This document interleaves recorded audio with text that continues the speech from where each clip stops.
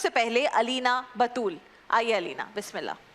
جب درندوں نے 150 ماؤں کی گودیں اجاڑ دی, جب دہشت گردوں نے اس قوم کے مستقبل پر حملہ کیا, جب سرزمین پاک پر طلوع ہونے والا سورج بھی اشکبار ہو کر ڈوبا اور ننھے شہیدوں کے لہو سے لت پت پشاور کی زمین کی سرخی بھی چاند تک جا پہنچی. جناب والا, آج جب وہ شہداء اپنے ماؤں کے خواب میں آتے ہوں گے تو کہتے ہوں گے کہ ماں رونا مت, ہم نے اپنے وطن کے لیے جان دی ہے, ہم نے اپنے دین کے لیے جان دی ہے. یہ دشمن کیا سمجھتا ہے, وہ ایک قلم توڑ دے گا تو سب کچھ ختم ہو جائے گا؟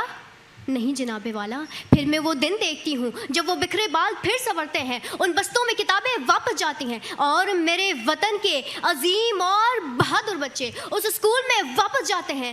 تب میں کہتی ہوں کہ ہاں, ہم پرورش لوح و قلم کرتے رہیں گے اور علم کی شمع کو ہمیشہ روشن رکھیں گے, کیونکہ جب یہی طالب علم اپنا کردار نبھاتے ہیں تو کبھی علامہ اقبال, تو کبھی سر سید احمد خان اور کبھی قائد اعظم محمد علی جناح کی صورت برصغیر کے مسلمانوں کے لیے آزاد مملکت خداداد پاکستان بنا دیتا ہے. کہ جناب والا, ہم پرورش لوح و قلم کرتے رہیں گے اور علم کی شمع کو ہمیشہ روشن رکھیں گے, کیونکہ ہم نے دیکھا ذرا سی بات پر لڑ جانے والے بھائی چارے کا مثال قائم کر گئے, زندہ دفن ہونے والی بیٹیوں کو عزت و مرتبہ ملنے لگا, ایسا معاشرہ تعمیر کیا گیا کہ جہاں رنگ و نسل کا فرق مٹا دیا گیا اور دنیا کو یہی پیغام سنانے لگا کہ دیکھو یہی وہ لوح قلم ہے کہ جس پر عمل کر کے با اخلاق, با کردار, ترقی یافتہ معاشرے کی تکمیل ہوتی ہے.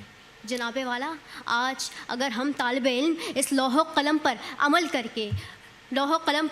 کریں گے تو یہ عرش, یہ فرش پکار اٹھے گی کہ تم جو دیکھو مگر تو تمہاری نگاہوں کی کرنوں سے سورج کی چھلنے لگے.